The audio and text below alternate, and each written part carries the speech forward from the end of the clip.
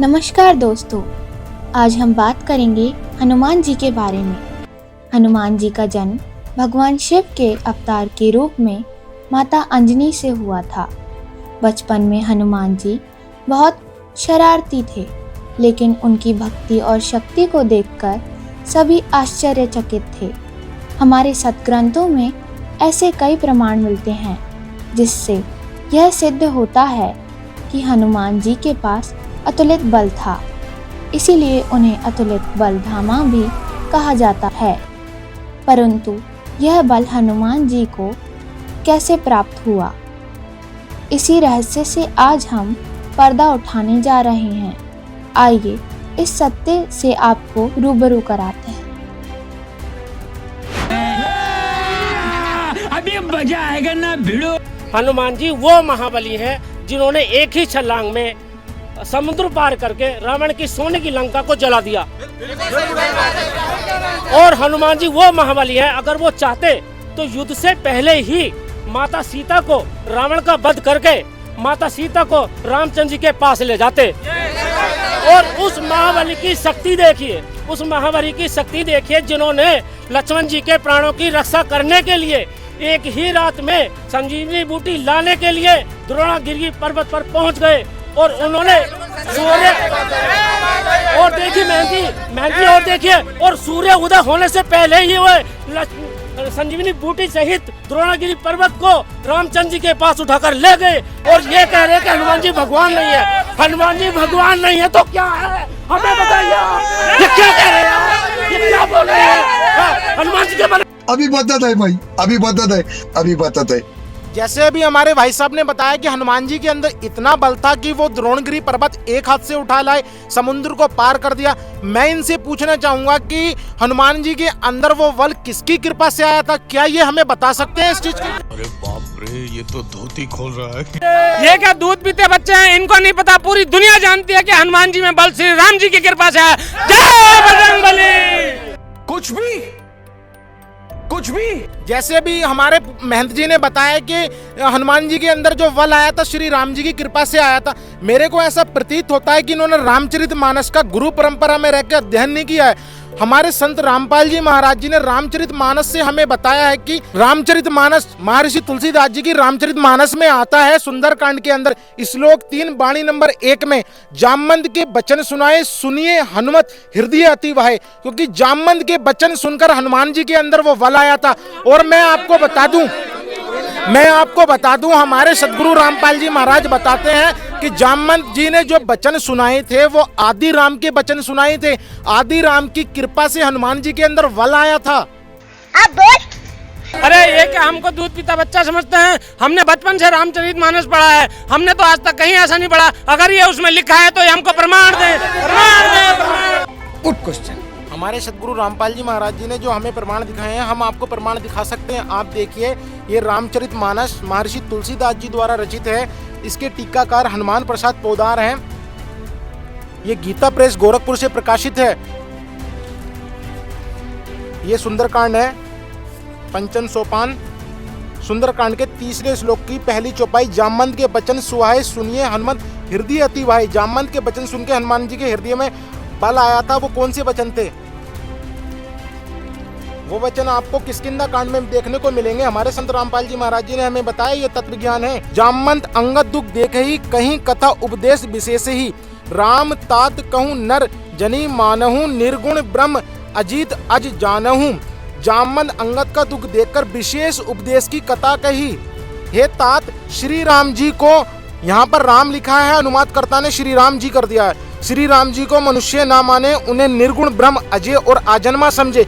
आप देखिए, श्री राम जी के विषय में ये बात चल रही होती तो दशरथ पुत्र माँ कौशल्या के गर्भ से उनका जन्म हुआ था। वो आजन्मा नहीं है, आजन्मा परमात्मा तो कोई और है। आप देखिए, हम सब सेवक अति बड़भागी सतत सगुण ब्रह्म अनुरागी। हम सब सेवक अत्यंत बड़भागी हैं जो निरंतर सरगुण ब्रह्म में प्रीत रखते हैं। यहाँ आजन्मा भगवान की बात हुई है। आजन्मा भगवान वो कोई और है। मैं आपको आगे बताता हूँ ये आजन्मा भगवान कौन है।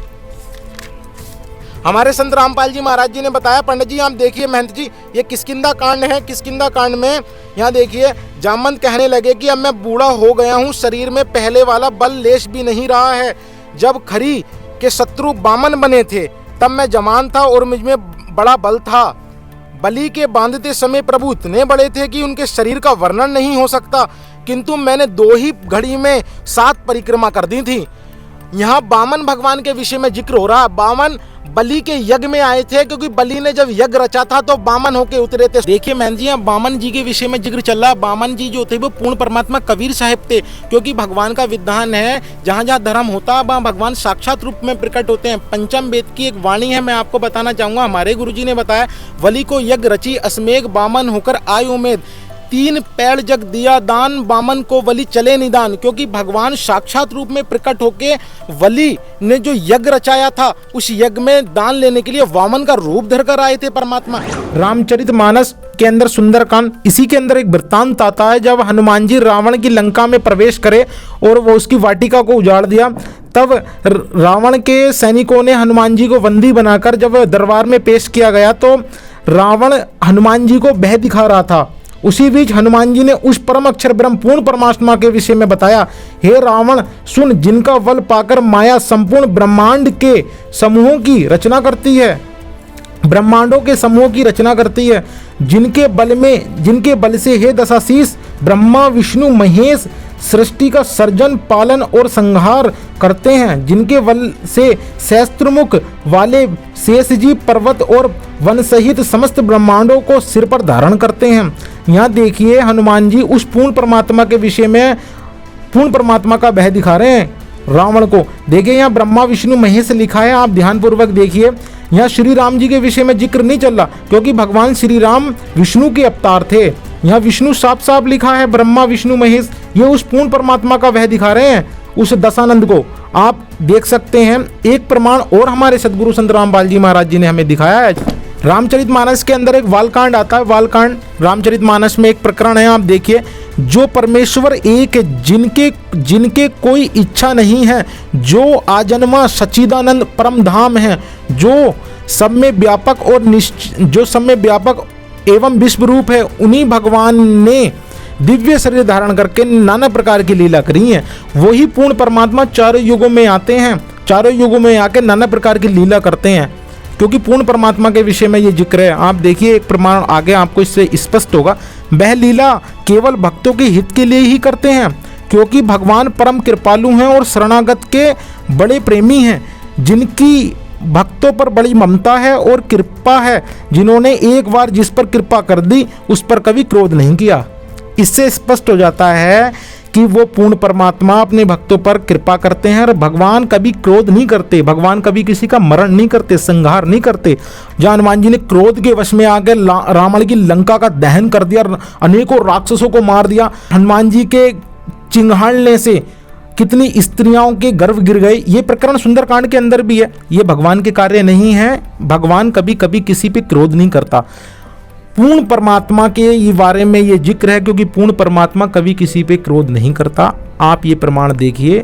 आजन्मा भगवान के विषय में जिक्र चला है वो श्री राम जी नहीं है। हनुमान जी को श्री राम जी से बल नहीं आया, आदि राम की कृपा से उनके अंदर बल आया था। वो आदि राम कौन है, हमारे पवित्र वेद भी बताते हैं। पवित्र वेद ऋग्वेद मंडल नंबर 10 सूक्त 4 के मंत्र नंबर 3 में उसका प्रमाण है, आप देख सकते हैं। मान्यवर, आपको मानना होगा, हमारे सदगुरु रामपाल जी महाराज जी ने ये सारे धर्मशास्त्र खोल के हमें पढ़ाए हैं। आप देखिए इस प्रमाण को।